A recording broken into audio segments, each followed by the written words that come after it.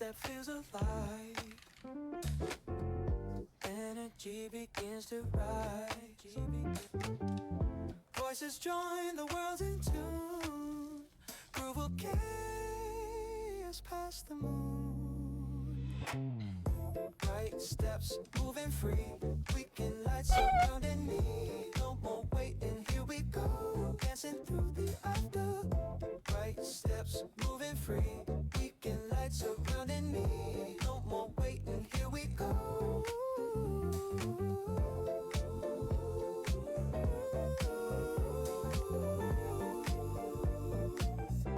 Dancing through the afterglow.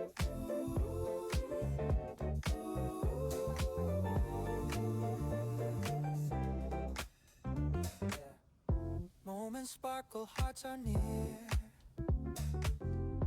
Every beat is loud and clear. Joy is written in the sound. Groove keeps spinning all around. Time is flying, but we don't care. The rhythm's everywhere.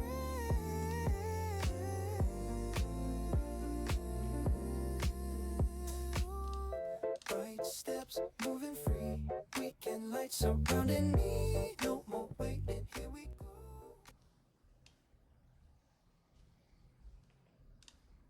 And we're live. Hello, everyone, and welcome to another episode of While Unemployed, where we three guys talk about what unemployed people talk about and do what unemployed people do. My name is Milo, and as usual, I'm joined by Rudy and Kent. Say hi, everyone. What's up? What's up, everybody? And before we get started, we have today's topics on the overlay. But because this is extremely relevant, I wanted to briefly talk about the war that's happening and how this might affect the job market. I don't want to get too political about it, but because a war is happening, it's going to affect the job market. Kent, do you have any opinions before I get into my stuff? Uh, in all honesty, the war itself, although is motivated politically, at the end of the day, uh, every action our government takes affects everyone, regardless of what side of the aisle they stand on. Us being marketers will probably will probably be affected heavily due to the repercussions. Gas prices are going up, oil's going up, etc. But we can talk about that down the line or after.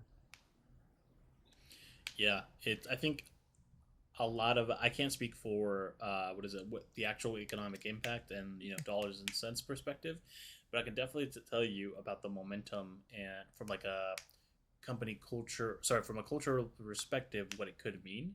I think it's going to be hard for a lot of people to focus on things like team morale and really hitting those KPIs and really being uh, kind of a corporate chill, because of all these things. The humanity of people tends to take over in moments like these, where you have update breaking news that a bomb just hit God knows where, and a new infrastructure has been impacted by bombs. X amount of people have died.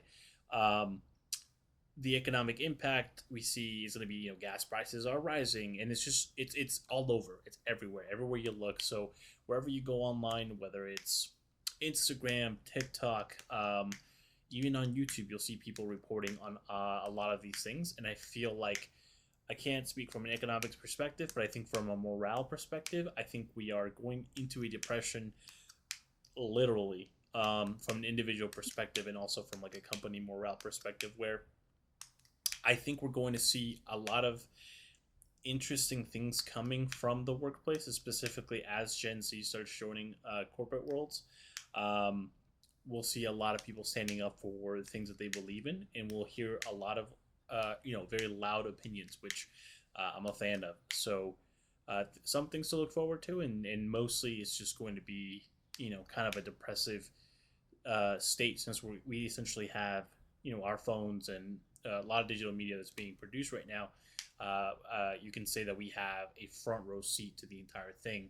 Fortunately and unfortunately, I think there's pros and cons with that. So that's my take on war and job prospects. Out of curiosity, when was the last time you both filled up for gas?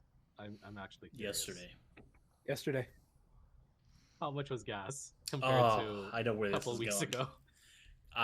For me it was like 456 or something like that. Whereas before Wow. it was roughly 398, and there was some areas I could find it for 360. Let me emphasize that I'm in Arkansas. All right. When I filled up my car, because I filled up my wife's car yesterday. When I filled up my car last week at Costco, gas was $2.30. When I filled up yesterday, gas was $2.95. Damn. Oh, that's painful. That's painful.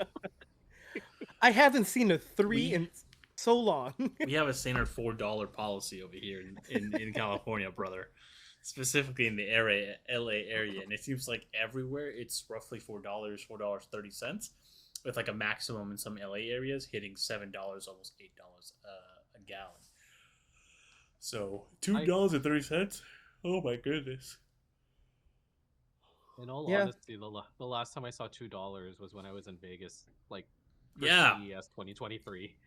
Oh, I road trip across the entire U.S. and I think that Texas and Louisiana were like the lowest gas states at $2. Some of them, I think it was like at a Bucky's, or sorry, at a Boosie's, for like $1.98 or something like that. And I was just like super in awe. And this was around the time where we had like $5.30 here in California.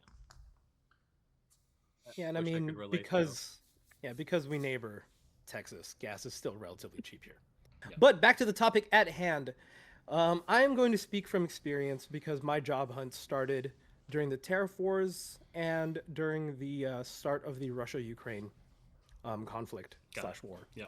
The number one way that I would describe the effects of this war on the job economy is uncertainty. When uncertainty arises geopolitically, hiring stops or is slowed down tremendously because no one can predict what the impacts are going to have on businesses. For example, the Strait of Hormuz, for example, I think that's how you pronounce it. The fact that Hormuz, the fact that that is being used as leverage is what is causing gas prices to skyrocket. So when there is uncertainty, there is a massive slowdown, as well as a lot more people fearing for the stability of their jobs. Yeah. Now, it doesn't mean that it's going to be forever. For example, the stock market this morning, the Dow dropped 800, almost 900 points, but it has recovered about 500 since market open a few hours ago. So there's always an overreaction, or more often than not, there's an overreaction, but then a very swift correction when things stabilize.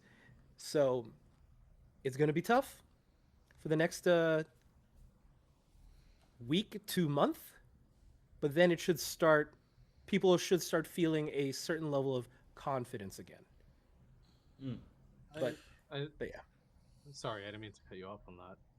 I think the one thing I probably have to disagree on is the return on the stability, because at the end of the day, economic stability comes, especially during war, is all determined based on how long we're in war, or in conflict. I think is the better way to phrase it. Short term, we'll definitely see some slowdown, but we're going to see some slowdown, but as you mentioned, economic stability will return at a faster rate. But if this is, let's say, like the Iraq War, where it took years it was just years of ongoing war, the economy never really it took time for the economy to really return.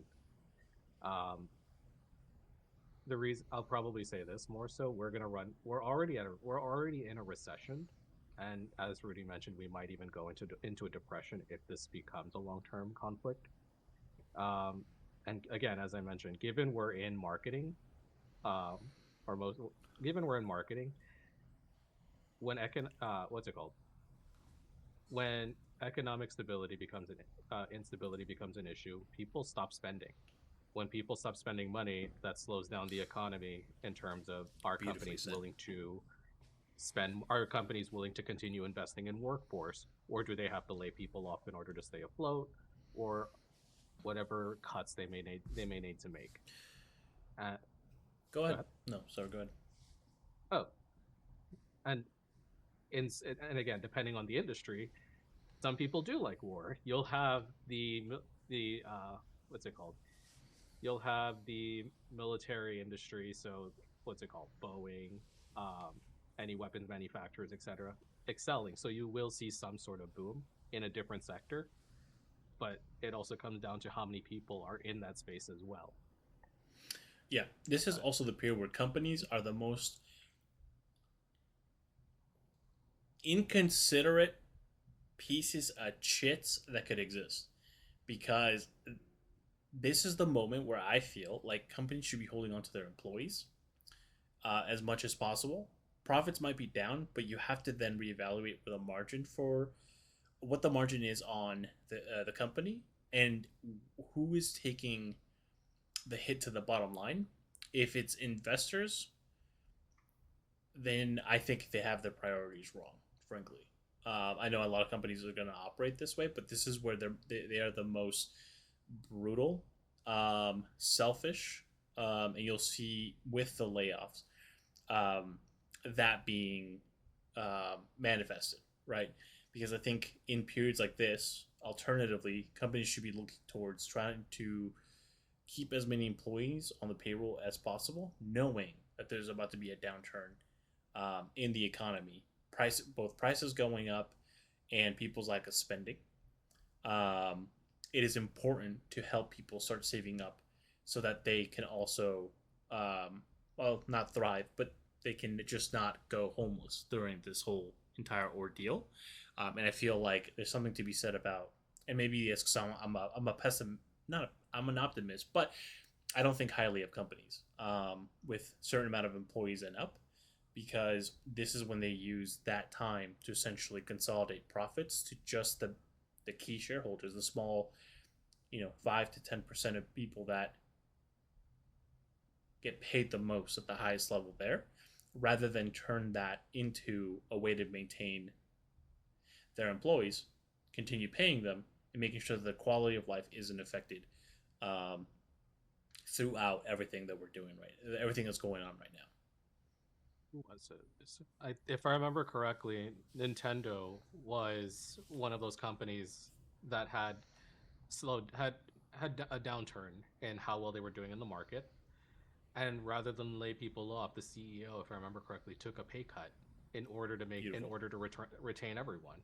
Uh, I the love to see previous CEO, not previous CEO, not current. Rest in Okay. may he rest in peace. But Yeah. there's They that's the got him. unfortunate part.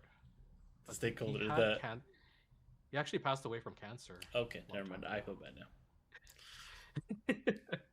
um, what was it? But and then if you obviously compare it to your standard American CEO, they will 100% prioritize themselves. Hence, why a lot of them are multimillionaires. They are capable of what's it called? Evading tax loopholes. I mean, Bezos. Um, who else? Elon, Mark Zuckerberg, now. Sure, etc. sure. Those are those people value their stakeholders, or value their shareholders more than their employees. Those are also the companies with the highest turnover rates in the industry. Yeah. I mean, Walmart is no bet. Look at Walmart, or sorry, Amazon's running out of people to hire for their delivery service, or their Prime delivery service. How wild is that? Or their warehouses as well. I don't know So about that. What Kent, happened? yeah, yeah. What happened, Kent? What do you mean? Well, how are they running out of people to hire? Is it just people don't want to get hired by the company? Amazon would be like, They have their turnover rate is exponential. oh, What was you're looking close to triple digit. Right, but why? Why are people turning over? Are they just like, Oh, hey, are they being working fired? conditions are Oh, working I conditions see. are terrible. People are their work conditions are terrible. I'm pretty sure we've all heard of the Amazon driver who had to pee in a bottle because they Yeah, weren't allowed yeah, a yeah, bathroom break. yeah. But in addition, they are getting fired as well for not being able to meet their quotas or meet their KPI. Some of these KPIs I would are pretty much, what's it called? Not unattainable, but they're not realistic long term. I Got think it. I've seen several videos of it. There was a video of a Amazon Prime driver or a Prime delivery driver like having a breakdown at night, or it looked like it was nighttime because of the background, because he still had to continue. He still had like 20 or something so stops to continue before he was done. Like imagine working from morning till the late night just to only go back to work, only to just go back to work the following morning with little to no rest, no time for yourself or Yeah, anything, yeah, or yeah, any yeah. opportunity to really reset. That it makes sense. it's You'll tolerate it for a while if you really have to, but at some point it eventually catches up to you. Yeah. Okay, that makes total sense. So on that note, what we've talked about just now are CEOs. We talked about high turnover rates in minimum wage jobs, for example. And we talked about stakeholders. Another word for stakeholder, if we change the spelling of steak, is a burger. So the McDonald's CEO recently came out with a video where he was eating the Big Arch and he took a tiny bite out of it, which prompted a swift response from Burger King and from Wendy's to showcase their burgers and how they love and stand by their product. Do you guys think that this was an intentional marketing move by McDonald's? Or do Firstly, you think the CEO actually does not like their own his own product? uh in all honesty, I don't think this guy likes his own product. That's Dude, you don't refer to your food as a product. That's one thing. When you listen to how the other CEOs had talked about their food, they called it a burger, not a product. When when they actually ate the food, there was a lot more enthusiasm. For all we know, it could have been scripted, but at the end of the day, one video made every other brand look phenomenal. Burger King jumped on. I think he was the most iconic in terms of the reaction. Wendy's showcased themselves cooking, or the CEO showcased himself cooking the burger or assembling it, and the A&W CEO was, well, he was just ecstatic. And on top of that, he shilled out a promotion just to add on to the fuel, or onto the fire. mm, I don't think it was intentional, and I say that because I've watched several of his other videos. Um, he kind of just strikes me as that type of guy. If you go to his LinkedIn, pretty much you'll see several of his videos. Um, Let me see if I can't pull that up. I guess it's not really that relevant, right? But like his demeanor stays the same throughout. His cadence is the same, and I think that you can't anticipate for that kind of feedback or virality over that kind of video unless it's overtly intentional. Um, because if you've interacted with a CEO or a C-level person, they are not on the side of taking that risk. Specifically, like for me, at least on a startup level, and then some mid-level companies, I cannot anticipate the CEO being on board for something like that. You know what I'm saying? Like at a company of that level. So I think no, it definitely wasn't intentional.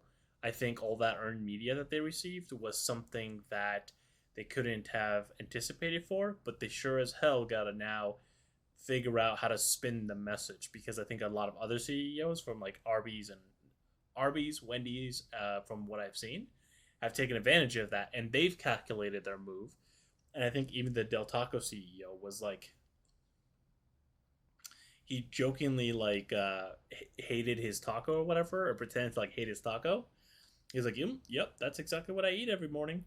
Um, and he like spit it out off camera, which is kind of funny, right? And people just ate that up, But for the McDonald's, but it's because it's at the expense of the McDonald's CEO. Whereas for McDonald's CEO, it was just like, delicious new product, right? Like, so no, I don't think it was intentional. I think that they could have calculated this, and I feel like that's why it worked out so well. And even though it's at his expense, McDonald's also got a ton of earned media. And it's the reason we're talking about it on the show today, is that it was so indirectly or non directly, but like unavoidably successful that it worked. Not for the reasons they thought it was going to work, but it worked. It reminds me of an incident, one of the most famous case studies in marketing, where Coca-Cola, back in the day, the reason why Coke now says original formula is because I think back in the 80s, Coke ran a campaign with a new formula. They were calling it something like Coke 2.0 or Coke New or something like that. And everyone hated it. There were literally riots on the street, hate mail pouring into Coke HQ saying bring back the original formula. That brought on a lot of news media and media attention, and it actually took away, or Pepsi started jumping on it, RC started jumping on it.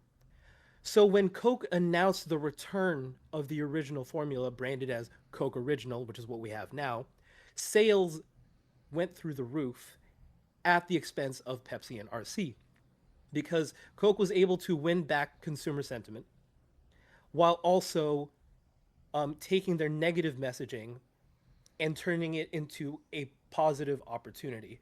And when the media asked the CEO of Coke, was this planned? Was this intentional? His iconic response was, we're not that smart. We just listen to the fans, or we just listen to our customers. So I think, some of the most viral things are created, or most viral things are created by accident. It's how well you can turn this opportunity that really shows the grit of your marketing team, your PR team.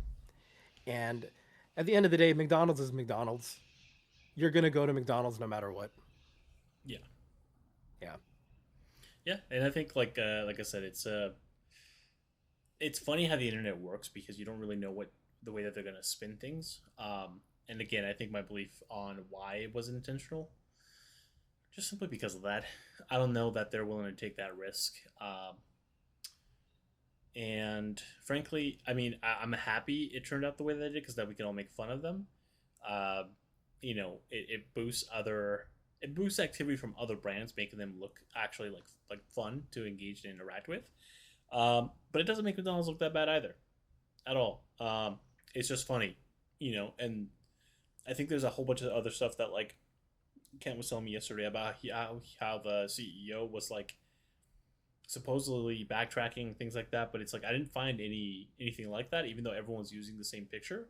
Apparently, it's a screenshot of something, but it seems like it's a conversation he never had. Because I looked at his LinkedIn, he never posted about it. He never, unless he deleted it, obviously, and then I think then the conversation would be like, McDonald's CEO deletes statement defending himself, whatever it might be. But I think that there's also a bunch of like bad media out there that's just ridiculing him on purpose for the sake of getting clicks as well. But again, the whole point of it remains the same, which is they have a lot of earned media. They are the topic of conversation everywhere, and ultimately it's a net positive because it provides them opportunities to continue doing more with it, and it provides other brands to be a part of the conversation, at least from a trending and socials perspective. Yeah, it's one of those situations where a rising tide is raising all the ships. Fast food burgers, for some reason, is now just a commonplace topic. Whether you like it, whether you're not, or whether you don't, it's the fact that McDonald's and fast food is so addictive to the point where even if you talk about it, even if you see it, it makes the average person want it. Yeah. So the fact that it is front of mind is going to be a net positive no matter what. Yeah. I think the big question for both of you, though, have either of you tried the burger? No. Do either of you intend to try the burger? Let me look on the McDonald's app. I want to. but I am on a diet that I am promising myself to stick to. My next cheat day, I will consider it, but For the- McDonald's for is the not front record. of mind for me. That burger ranges between. Did you try it? $8.88. No, I haven't because Okay. it's 10. Hello, I'm not gonna spend 10 bucks on just the 10 to 12 bucks on It's just the burger. the from big McDonald's. arch. Yes, Yeah. the big arch. Okay, so I'm looking at it right now. 1,020 calories for this burger, by the way. Mhm. And that doesn't include the 600 calories for fries or the 400 calories for Coke. Oh, okay. Wondering what And is I the know that most... from top of mind because that's why I'm on a diet. Got it. Oh, this is why we drink diet sodas. Let's just start with 2 juicy quarter pound, 100%. Okay, it says quarter pound with an asterisk, so I'm guessing it's not really exactly quarter pound, but they try. 100% beef patties layered with 3 slices of melty white cheddar cheese, and it's topped with both crispy and slivered onions, zesty pickles, and crisp lettuce. But what truly sets it apart is the new Big Arch sauce.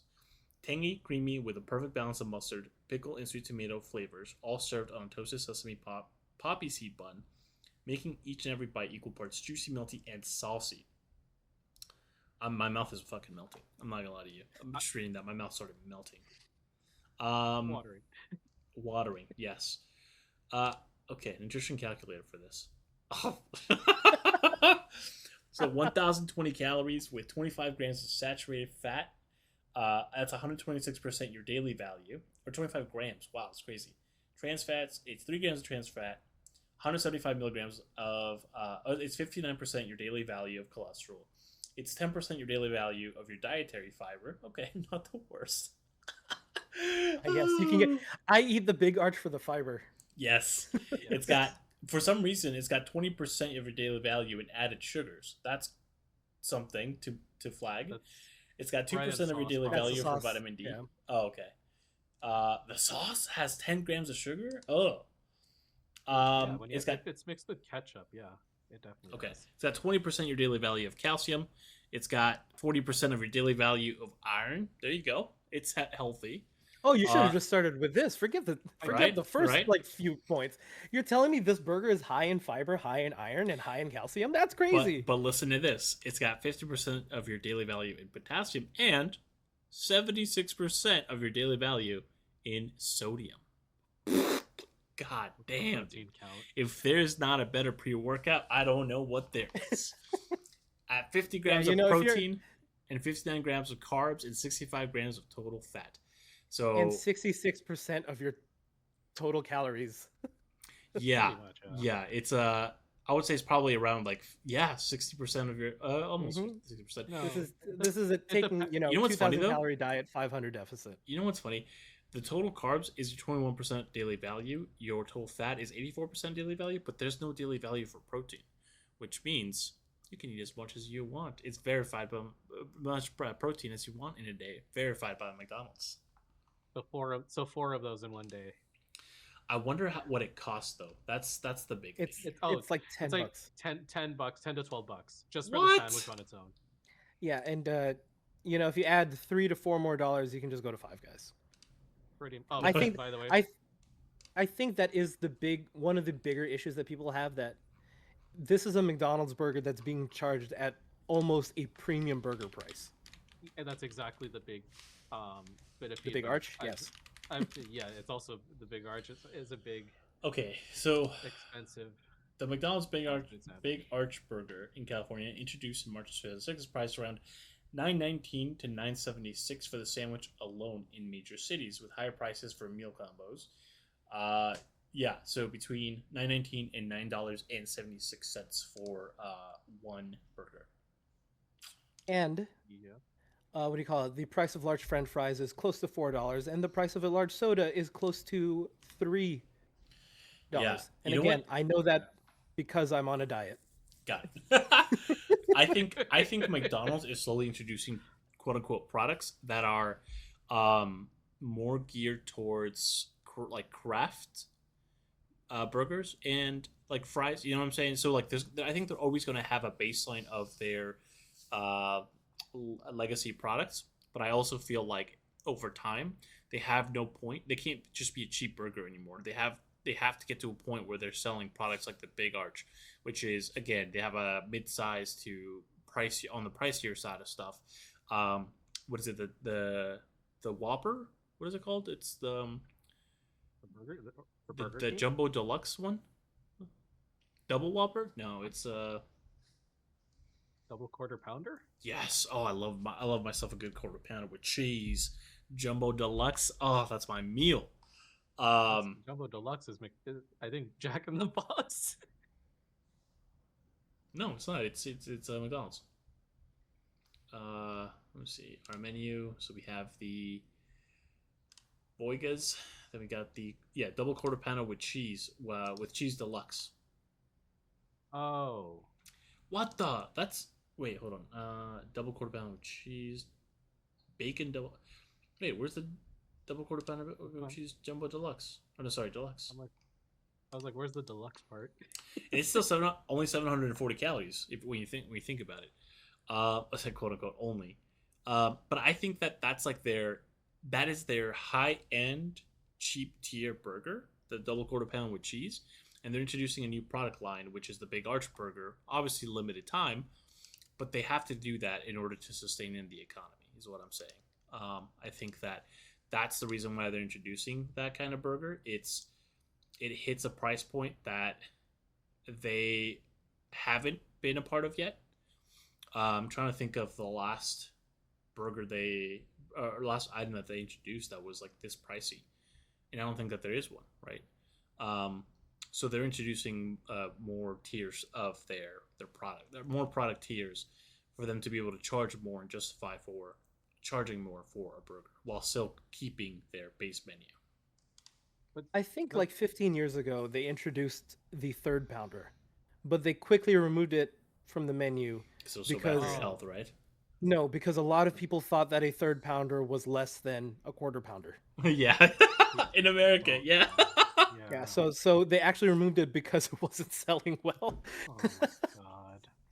Well, was it a third pounder or was it a? What was the name of it? Was it a third pounder? It was the third Was a pounder. Yeah. third pound. Yeah, people don't know their. This is how you know Americans don't know. fractions. We are the best. Yeah, dude. 3 out of 2 people have trouble with fractions. Dude, the fact that you use the fraction, you're already killing people here. Third pounder is a hamburger featuring a patty that weighs 1/3 of a pound, approximately 5.3 ounces or 150 grams for cooking. McDonald's, actually. What was it? But here's the thing: McDonald's as a brand never built themselves around being a premium brand. Fast food as a whole was always seen as something cheap, quick, and ready to eat in a few minutes. Sure.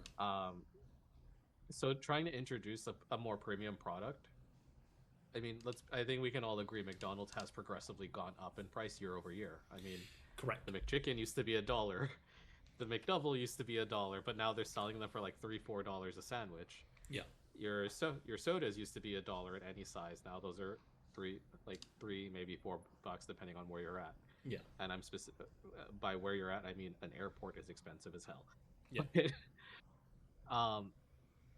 But at the end of the day, it's like you're increasing the prices to try to keep up with current times, but you're also phasing out a customer base. Chipotle is an example. If I remember correctly, there was an article or a memo made by the CEO saying they wanted to they wanted to change their audience to people who were essentially middle class or middle high, so those making like $100,000 a year as their new customer base. So their goal no longer is to serve the masses; it's to serve a specific demographic only at this point. It's always as been a that way, fast food right? restaurant. Yeah. Well, it's always been that way. So two things there. It's like they want to be like a cheap burger and stuff like that. They relatively still are, right? It's like they are not like cost of goods is much higher now due to our economy and just the fact that the times are changing, and obviously that's almost all encompassing for what's happening in our economy, wars, so on and so forth. It's been a very long time. I think them introducing products like Big Arch isn't a bad thing, because then people start looking at, for example, like you said, prices are going up. What is adding an extra dollar to let's say a Whopper, not a Whopper, that's Burger King, quarter pounder with cheese. What's adding, in the future, $1 more for something like the Big Arch when you get more value, quote unquote, value out of that from a calorie perspective. It trains people to see these different price points, and as life progresses and things get more expensive, the Big Arch is going to be something that is going to become the new McChicken over time. And it's just kind of how I feel. I feel like it's gonna work just because times are changing, and like you said, the demographic also changes because. So, have you heard of like the I don't know if it's real, but like how Japan introduced coffee into Japan when Japan hated coffee? Do No, I not have know not. this. Okay, so this is just kind of like a lesson on how demographics change, right? So when Starbucks was introduced to Japan, they're like, go fuck yourselves. Probably not like that, but probably like that. I said, go fuck yourselves. And Starbucks is like, well, we want a Starbucks in Japan. Like, we need to get our coffee into Japan.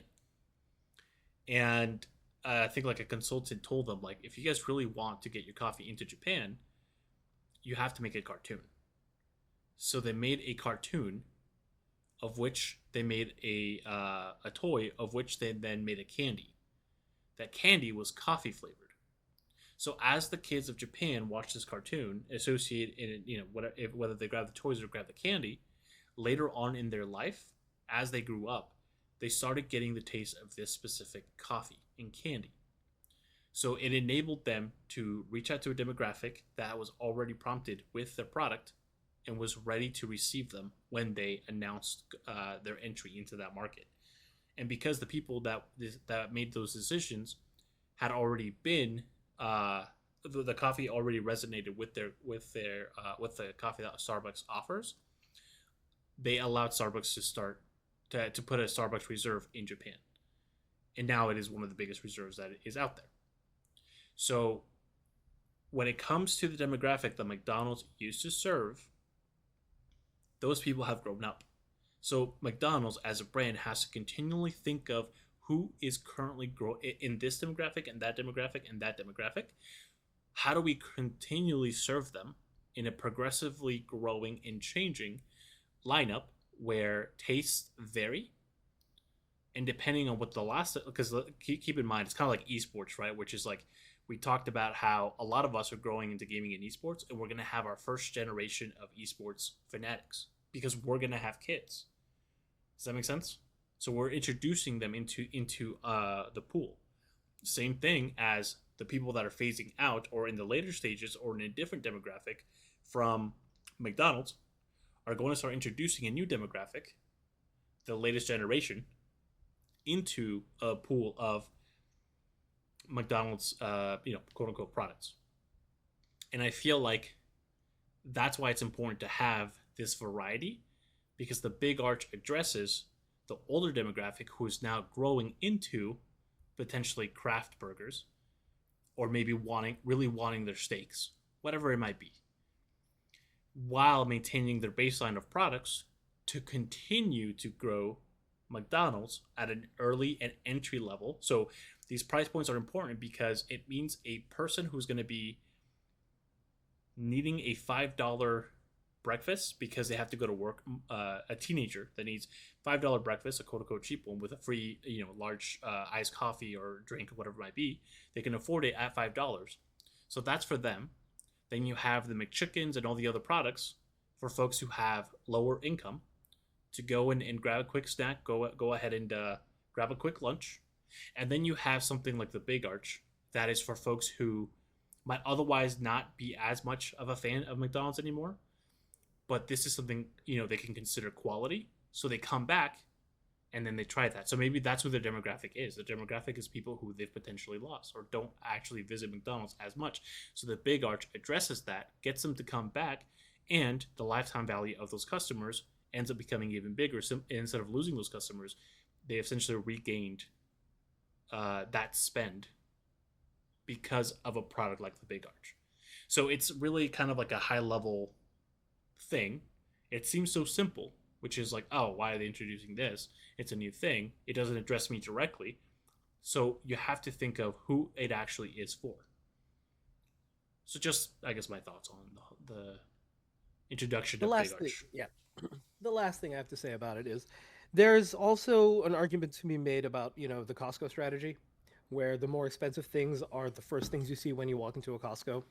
This Big Arch being the first thing you see is the biggest thing on the menu. It's probably the most expensive thing on the menu. It makes the $3 McDouble look a lot more appetizing. Now, Yeah.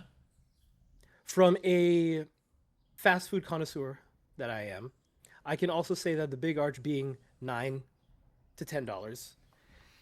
I think with a drink and fries, you're looking still at like $13 or $14. Whereas you go to Burger King, the last time I went to Burger King, it was $18 for a meal. Last time I went to Wendy's, it was $19 for a meal. But I will say that with the McDonald's app, if you don't mind paying with your personal data, that my current order at McDonald's is still $7.90. I love, Because- love paying with personal data. Because they're running a promo right now. I don't know how long they're going to run this promo for, but it's been running since like August of last year. If you buy a double cheeseburger, you can get one for $1, and then on the app you can get 129 like any size fries, and then their soda is just like $2.50. No, brother, that's So- that's in your No, area. Yeah, that's 'cause- your yeah. yeah. Hey, I'm not going to speak for California, but like Vegas and Arkansas, McDonald's is No, pretty cheap. the most we get is a free hash brown with a purchase of like a sausage or egg McGriddle, 50% off a McChicken, a $5 bacon, egg, and cheese McGriddles, or sausage, egg, and cheese McGriddles, and any size iced coffee or soft drink, a $1 hash brown, a $2.50 filet of fish, 20% off a purchase of $20 or more, up to $10 off, $1.69 fries, or $5 off any purchase $20 or more in a McDelivery. That's all we've got. And then obviously Wait, we have what? our That's- points. I That's have unfortunate. 29. I have 29 cents any size drink. I We have also- that. There's yeah, and then on What? top of that, there's Rudy, maybe it's just your area. it's just you. Why do you live in like the bougiest part they- of LA wait, where do- your do- McDonald's is probably do- clean? No, that's Ken. But do they I don't just know. assume that they're gonna get me either way? Like, we don't have to fucking give this guy any offers. He's gonna come in anyways. He always does. Give him bullshit. He's still gonna eat our fries. He's still gonna eat our McChickens. He's probably still gonna get the Big Arch. Give him a hash brown for free. What's it called? We also get what's it called? So there's a buy one get $1 for $1. So it's double cheeseburger. What? that's what I just said. That's what I just said. Yeah. Yeah. Spicy, Why don't I spicy have cheese- that? Not spicy cheese. So cheeseburger, McChicken, spicy McChicken, 6 nuggets. Kent, I And see you what are else? also a fast food connoisseur. This is why we're friends. Uh, But How- you know, I do have a pro tip on how to get McDonald's for free. Okay. spend And money that's- and use points. No. Receipts. Have the job economy tank so much that you are now a highly skilled worker looking for a minimum wage job. So how is the That's job good. I think they search still- going for you Wait, guys? Wait. I think they still make you pay for the food, just so you know. Terrible, what- but okay. Well, yeah, all right, Kent. Let's start with you. Did you apply to McDonald's recently? No, I haven't been. I haven't gone to that point yet. Listen, whatever pays the bills, okay, guys. Dude, Whatever McDonald's, gets getting me a the- job Whatever lets me afford the Big Arch. Okay. There you go. Getting a job at McDonald's is apparently harder now than it was when we were in high school. Actually, you know what? I will start.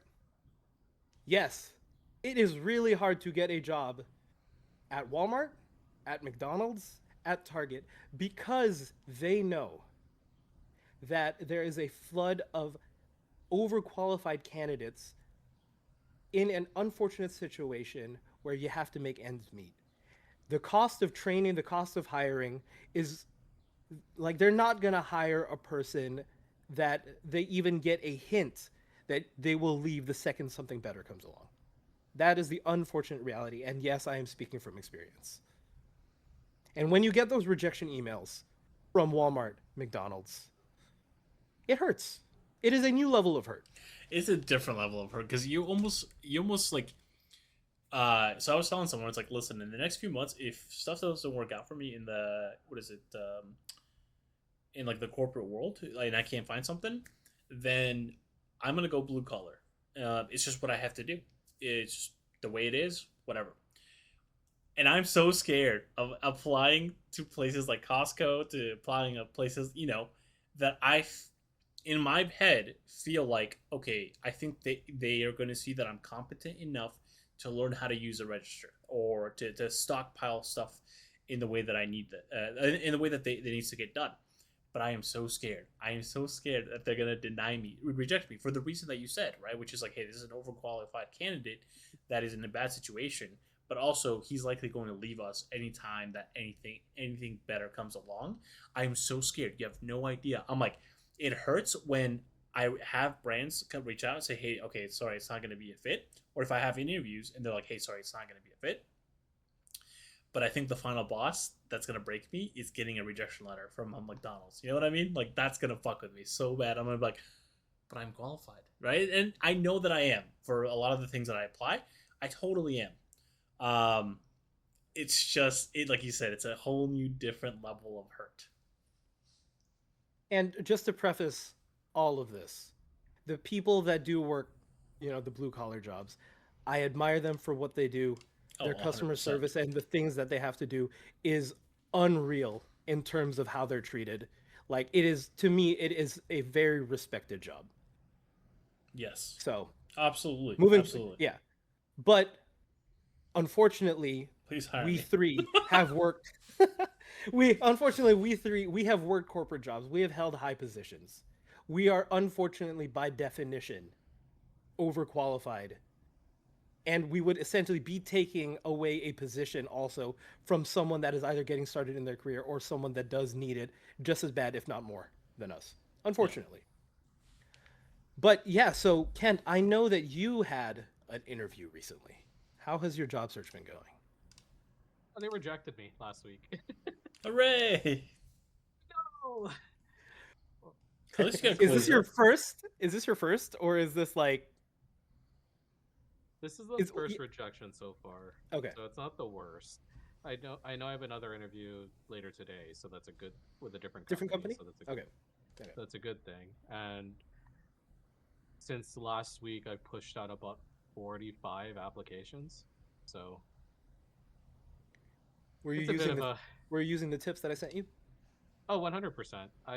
What's it called? My resume has been revamped entirely, and I've just been running it through everything you provided. So far, it's just a matter of waiting to hear back. Realistically, actually, funny enough, I'm in a weird situation. I got a rejection email from one of the companies I applied for, but it was because they claimed, or because they said I wasn't in the location they were asking they needed me to be at, or willing to relocate. So I ended up replying back saying, hey, I'm sorry for the misunderstanding, but I'm open to moving if I need to move. So because I leave trackers on my emails, or whenever I send out stuff, I get notifications every time. So this email has been opened up, I think, 15 times in the last half hour. Send me that tracker. What the heck? I wanna. Yeah, you can download and integrate read receipts, or hidden also, read Milo, receipts. teach me what you taught him. What the heck? Off stream. No, I mean the resume stuff. The heck? Yeah, off stream. Okay. Like that. That's gonna take a while, but yeah, and something about ATS, something about getting through the many technological gates before you actually get to a human being. A story, like, there are ways around it. People are getting much better at getting around it, but at the same time, technology is evolving. But that's not what I'm trying to say. What I'm trying to say is, I have gotten many rejections automatically 30 minutes before or 30 minutes after the person that I've cold emailed gets back to me saying, I would love to interview you. So it really shows that ATS is a very tricky system to navigate around. Which is why my biggest tip is cold emailing actually does help and provide results. The warmer the email, the better. Totally. Mass applying to 1 million jobs, which is what I used to do, just makes you feel like shit. Totally. LinkedIn doom scrolling is very bad for your mental health. Yeah, that's And true. with that, I yield. Rudy, how's your job hunt going? It's going well. I've got 2 interviews. But to your point, where you were talking about like a direct email is probably better. I got rejected on LinkedIn, and then also there, like I think what is it called, ATS? So whatever system that we're using, I got rejected. But then because I emailed the person directly, I had an interview, and they were just like, "Oh, okay, that puts a lot of things in the context. Yeah, okay, cool. Let me get back to you next week." So this week is going to be a waiting period, and then I had 2 interviews last week. Um, oh, sorry, 2 interviews for the same company, a round 2 interview. So technically 3 interviews, 2 for one company, 1 for the other. And yeah, what I've learned is that a lot of shit is gonna get lost in the weeds, man. It is what it is. Even a lot of companies like 100 Thieves are not responding. There's companies like what is it, AFK Gaming. I think I've applied there twice for their gaming person. No respond back at any capacity, and that means no rejection email, and obviously no follow up of any sort. And a lot of these companies that I thought would have the bare minimum decency to say no, just do not respond at all. In the same way that they're asking for us to be just as organized and kind of like, I guess this is my current sentiment, right? So let me preface it by saying this is my current sentiment. In the same way that they're asking for us to be just as organized and polished, they are showing to be the biggest fucking slackers. It's like, how am I expected to put on? Why am I expected to put on the performance? Get the nice shoes, and get the tuxedo when you're a fucking burger joint, open to everybody and anybody, serving everything and anything. And I understand it's because I'm the one that has the demand. They're the ones with the supply. I'm the one with the demand. But there's 20 companies just like theirs that I'm applying to just the same, right? And why are they getting back to me while you're not, right? It makes them look bad. And so that's currently kind of like what even when I've reached out to people that are like posting about these things, they're not responding, but they're like, "Hey, DM me for this role." So I'm trying a bunch of different things, is what I'm saying ultimately, just to see. And then also, like, I think I personally am kind of like blackballing several of these companies in the back of my head, because I don't think I'm comfortable after whatever it is that I've experienced. And really what I've experienced is just complete silence, both from the company itself and then also from the employers at those companies, who are brazenly going online and telling everybody, "Hey, like, I have this job opening. Reach out to me if you need any help. I'm more than happy and willing to help." And then when you do, they haven't even read the message. And sometimes they do read the message and leave you on silent. I think that there's just this, like, again, they're the ones that have the company. They're the privileged ones that have the company, so they feel like they can just ignore everything and everyone else. But I feel like they're playing a very dangerous game in doing that. At least the ones who aren't being as honest as they're presenting to be. So I think posturing as something elite, and then when you come to the table, you're actually not. You're not polished in the way that you're expecting people to be. I feel like it's just it's leaving a bad taste in my mouth, realistically. And we'll see. We'll see. I guess I'm not as concerned about those. There are a lot of folks who have just not responded to me, but I think I'm going to focus on the folks that are willing to give me an opportunity, and try to produce the best that I can there. When we have our conversations, do the things that I need to be ready, but also openly be myself during those calls. And if that works out, it's kind of like what Eva tells me. If it works out, it works out. And if it's meant to be, it's meant to be. What I'm not going to do is stress over the small little things I have zero control over, and try to polish myself and posture myself that way. Whereas if someone wants to, they will, right? That applies to the corporate world too. If they do want to hire you and they like you and they genuinely feel like you're a fit, they're going to, and they're going to make reasons why you should be within the company rather than why you shouldn't be. So yeah, job search is going okay. I'm trying to hear back, or I guess I'm this week I'm slated to hear back from two companies that I interviewed with last week and the week before. And we'll see what happens from there to see if whether or not I am back on the podcast next week. So you said something that I've experienced, and more specifically, leaning towards the doom scrolling LinkedIn is bad for your mental health. Yeah. When I moved to Arkansas, and I'm gonna try to be as general as possible. When I moved to Arkansas, I connected with a bunch of HR representatives, talent managers, whatever, within the Arkansas area. Um, some of them accepted my LinkedIn connection, and I see them constantly posting. This specific person constantly posting, "Here's a job. DM me your resume." Yeah. That's all they do on LinkedIn. Job opening, DM me your resume. There have been several jobs that I have DM'd this person about. Zero response. And months later, that role is still open. To me, I have a theory about that, by the way, after this. yeah, my theory is HR has a job to do. It's leaning towards like ghost postings, or HR has their own set of KPIs. HR has their own goals. They also, just like the theory of, do police officers have a quota to hit?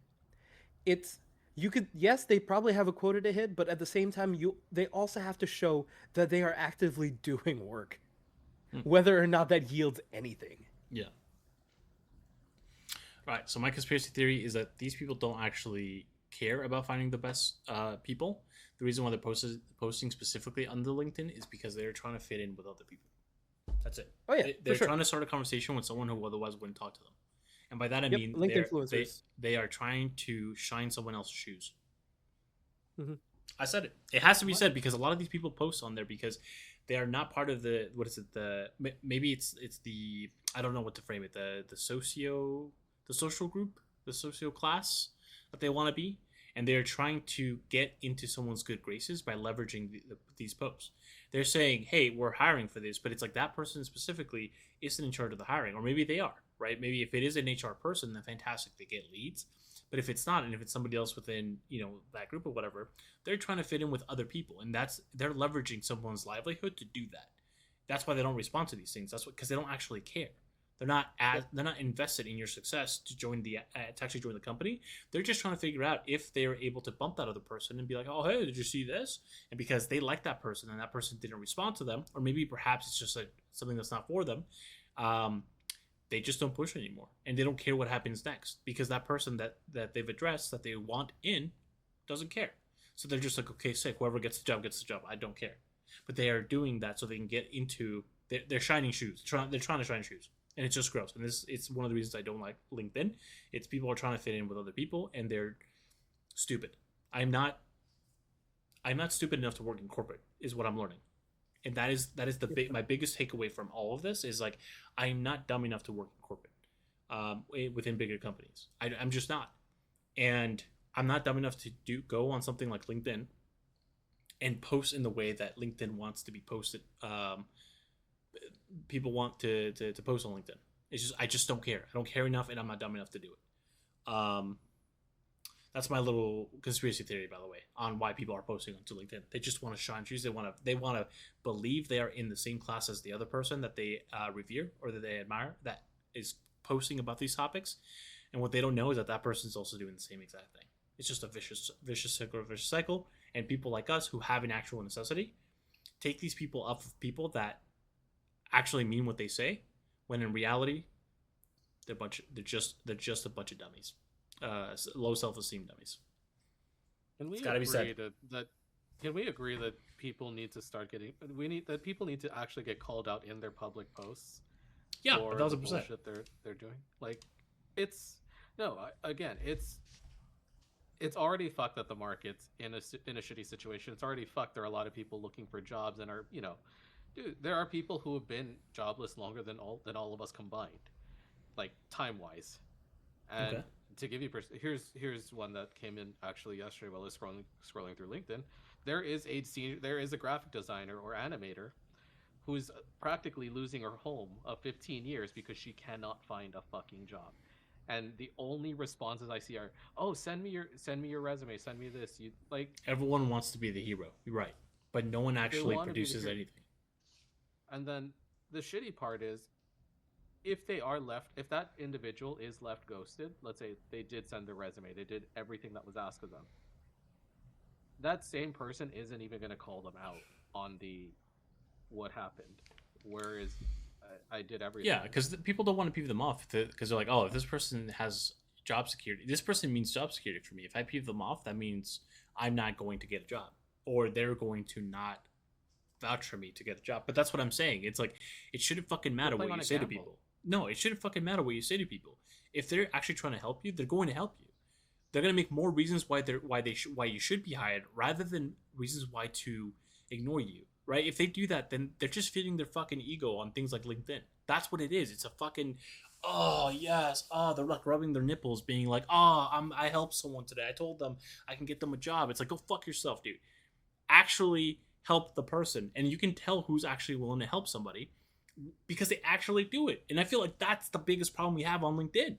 It's these fucking people they feed their egos the whole time. It's the whole reason they're on LinkedIn. It's just to feed their fucking ego. They're not contributing shit to society. A lot of them, right? They're just literally like, oh, look at me. I'm important. No one gives a fuck about you. I'm there to see what you can do for me. Just like everybody else, right? Dude, the motivational posts, the AI generated motivation. No one gives a fuck, dude. No one gives a fuck. Oh, and it's man. like, that's what I mean. It's just people like, oh, I'm going to become a LinkedIn influencer. It's like, why?